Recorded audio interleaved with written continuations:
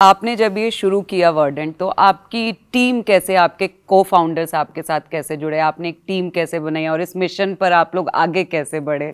क्योंकि जब हम कोई काम शुरू करते हैं तो हम अकेले होते हैं, है ना, लोग जुड़ते जाते हैं, कारवां बनता जाता है, कुछ इसी तरह का होता है। तो मैं चाहूंगी कि आप अपनी टीम और अपने को फाउंडर्स के बारे में भी हमें बताएं कुछ।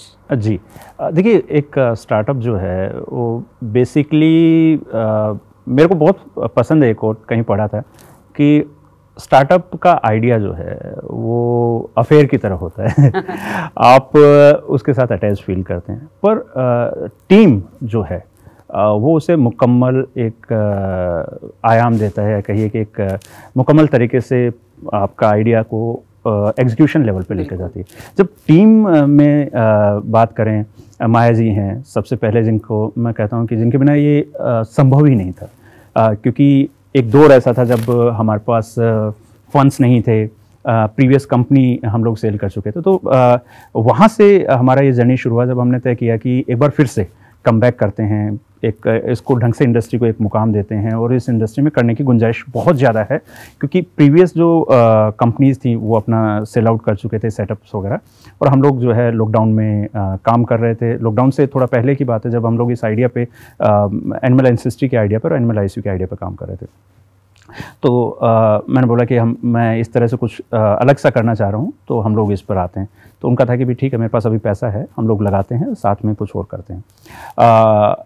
विमल शास्त्री जो हैं, तो बहुत इंटरेस्टिंग स्टोरी है, आईआईटी के बंदे हैं, और टेक के मामले में मुझे ये था कि भी ऐप जो है मेरे लिए बहुत बड़ा सरदर्दी बनी हुई थी, क्योंकि हम लोग टीम रख रहे थे लेकिन उसको मैनेज करना, उसको चलाना वो संभव नहीं था। तो विमल और हमारे जो खेत हैं पास पास में ही हैं, नज़दीक में हम जो है, तो वो भी आईआईटी करके फिर गांव ही आ गए, वहीं पे खेतों में जीवन बिता। उनका ये था कि उनको भी एग्रीटेक में ही कुछ करना था, तो बोले कि मैं मतलब मेन स्ट्रीम और उसमें नहीं जाना चाहता हूँ। तो उनका इंटरेस्ट ये था कि भी एग्रीकल्चर में कुछ बड़ा सा करते हैं, और वो हॉर्टिकल्चर पे कुछ कर रहे थे कि उनकी प्लांट डिजीज़ के बारे में वो सारा। तो मैंने कहा कि आपका जो कंप्यूटर विजन बेस्ड है सॉल्यूशन, तो हम लोग पशुओं पे कर सकते हैं क्या? तो उन्होंने कहा नहीं, बिल्कुल कर सकते हैं। तो इस तरह से फिर हम विमल को ऑन बोर्ड किया। अब जब हम लोग लॉकडाउन लग गया था, जनवरी में हमने कंपनी रजिस्टर्ड किया, और फरवरी में राजस्थान पहला स्टेट था जो मार्च में सबसे पहले लॉकडाउन लगा था, लेकिन स्ट्रिक्टनेस बढ़नी शुरू हो गई थी, तो हमारा बिजनेस मॉडल चेंज हो गया, सारी चीज़ें दिक्कत की। तब डॉक्टर नवनीत से हमने बात की, जो कि ऑलरेडी टेलीमेडिसिन में काम कर रहे थे, तो काफ़ी अच्छा उनका अपना प्रोजेक्ट था। तो मैंने बोला कि आप मेरे को थोड़ा सा मदद करिए, और मैं इसको थोड़ा आगे बढ़ाना चाहता हूँ, और इस तरह से।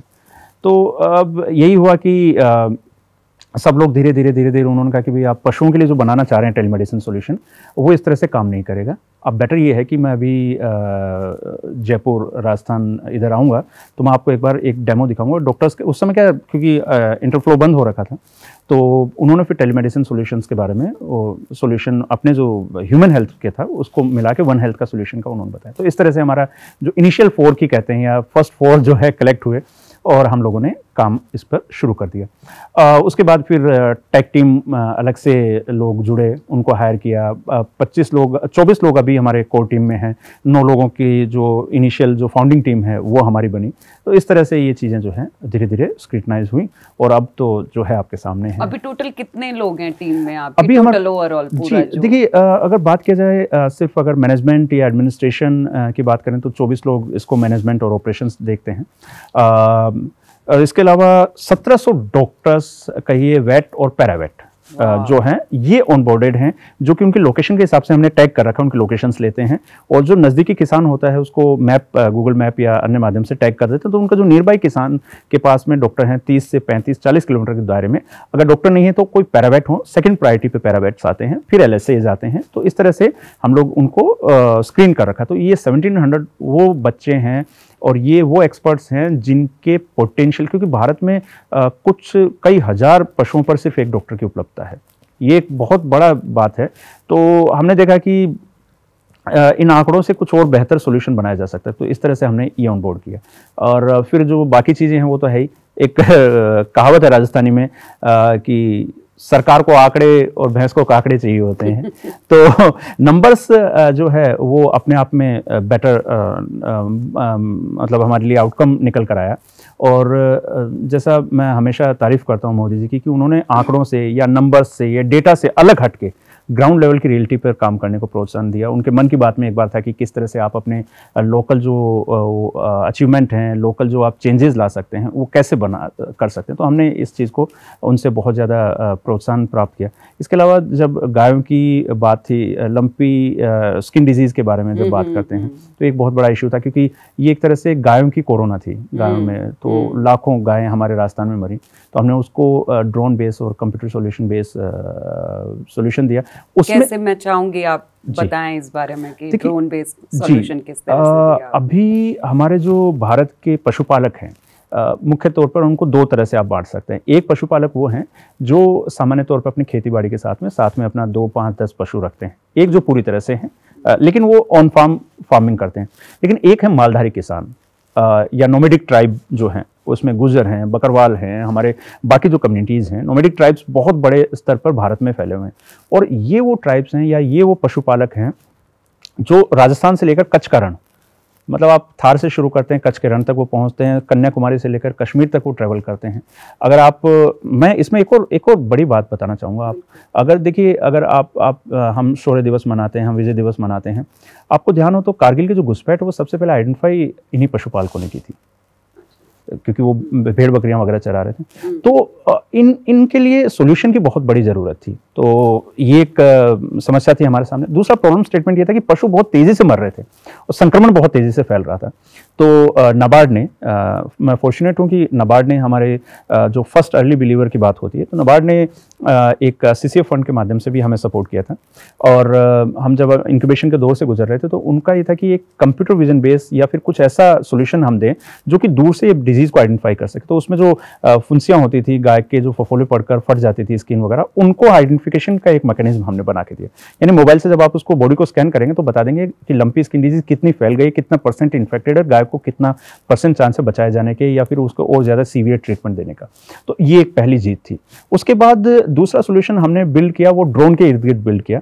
हमने जो RFID टैग्स उनमें लगाए थे, बायोमेट्रिक स्कैनिंग लगाई थी, उन स्कैनिंग से उनकी जियो फेंसिंग हमने करना शुरू किया। लाइडर्स और जो रडार्स या जो कंप्यूटर रीडर्स, जो RFID रीडर्स जो हैं, वो ड्रोन बेस्ड किया। ये पहला एक्सपेरिमेंट था इंडिया का जो कि ड्रोन बेस्ड हर्ड मैनेजमेंट में काम आया, और स्काई शेफर्ड के नाम से इस प्रोजेक्ट को जाना जाता है। मतलब आसमानी चरवाहा कह सकते हैं या इस तरह का, लेकिन स्काई शेफर्ड प्रोजेक्ट था जो हमारा सिर्फ इसीलिए था कि हम आसमान से उन पर निगरानी रख सकें। अब इससे क्या समाधान होता है, यानी जब एक पशु बीमार होता है, वो आप सोचिए कि एक मालधारी किसान लाखों रुपए का सामान लेकर रोड पर होता है, उन्हीं के साथ सोता है, खाता है, पीता है, और पशु अगर मान लीजिए चोरी हो जाए, डेथ हो जाए, तो उसका क्लेम मिलना या फिर उसके चोरी के पशु की आइडेंटिफिकेशन होना, बहुत सारे, और लॉ एंड ऑर्डर की सिचुएशन खराब होती है। पुलिस के लिए भी ये बहुत बड़ा सरदर्दी थी। तो इससे अब ये हो रहा है कि आपका अगर पशु चोरी हो गया तो उसे स्कैन आप कर सकते हैं, और लोरा जो नेटवर्क होता है ये कम से कम 5 से 6 किलोमीटर के दायरे में हम लोग इसको इनेबल कर सकते थे एक बार में मॉनिटरिंग करने के लिए। तो यानी 5 से 6 किलोमीटर दायरे तक आप इमीडिएटली एक ड्रोन से और एक सॉल्यूशन से ही आप काम चला सकते हैं। दूसरा, जहां तक आप किसान जा रहे हैं उसके साथ सिर्फ आपको एक ड्रोन और एक एम्बुलेंस देनी है, और ये हजारों पशुओं का ध्यान रख सकता है। तो ये बहुत बड़ा सॉल्यूशंस थे जो किसानों की, मतलब उसमें इनकम में इजाफा करने के साथ साथ उनको सुरक्षा देने के साथ में ये काम आए। 1 लाख लाखों गाय मरी, लेकिन हम बता सकते हैं कि हमारा जो डेटा ड्रिवन थ्योरी थी और जो इनके डेटा थे, उससे हमने पहले एथेनो वेटनरी वैक्सीन बनाई, दवाइयाँ बनाई, लोशन बनाए, और उनको ट्रीटमेंट वगैरह जो है उनकी इम्यूनिटी बूस्टिंग के लिए ये सारी चीज़ें कर पाए। तो ये तभी संभव हो पाया जब भारत में एक माहौल बना सकारात्मक, कि तकनीक का ग्रास रूट लेवल पर इम्पैक्ट, यानी लैब टू लैंड की जो थ्योरी है, लैब में जो बिल्ड हो रहा है लैंड तक कैसे पहुँच रहा है, तब ये चीज़ें संभव हो पाती हैं। जी। तो लगभग कितनी गायों को या पशुओं को आप लोगों ने मतलब अपने स्तर पे ठीक करने की कोशिश की या बचाने की कोशिश? देखिए कुछ नंबर्स। हाँ, तो अभी तक हम लोग 2,82,00,000 के लगभग पशुओं को टैग कर चुके हैं, और 6 लाख से ऊपर किसान जो है कभी ना कभी हमारी निःशुल्क सेवा, टेलीफोनिक मेडिसिन और इनका लाभ कहीं ना कहीं से वो ले चुके हैं। ये हमारा एंगेजमेंट है।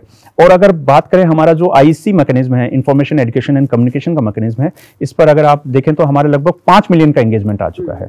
अब गायों की बात करें तो जो लाखों गाय हैं उनकी तो नो डाउट की भी हम लोग नहीं बचा पाए, लेकिन उसके बाद हमने जो जियो फेंसिंग की उसका बढ़ावा रोका, सरकार को जो एक बड़ी चिंता का विषय था कि भाई पशुओं की खरीद फरोख्त ना हो या फिर डेथ हो रही है तो उसका आइडेंटिफिकेशन हो, उनको क्लेम सेटलमेंट मिले, ये सब चीज़ें जो है फूल प्रूफ तरीके से संभव हो पाई इन तकनीकों के माध्यम से। अब मुझे खुशी है कि ये 2,84,00,000 लाइव स्टॉक हर दिन बढ़ रहा है और भारत की हम सबसे बड़ी privately held animal ancestry network build कर चुके हैं। तो ये अपने आप में एक बड़ा है। एनिमल आईसीयू आज पूरे देश में एक जाना माना नाम है और धीरे धीरे हम लोग इसके जो यूजर्स बेस हैं, एरिया हैं, ज्योग्राफी है, उसको बढ़ाने पर काम कर रहे हैं।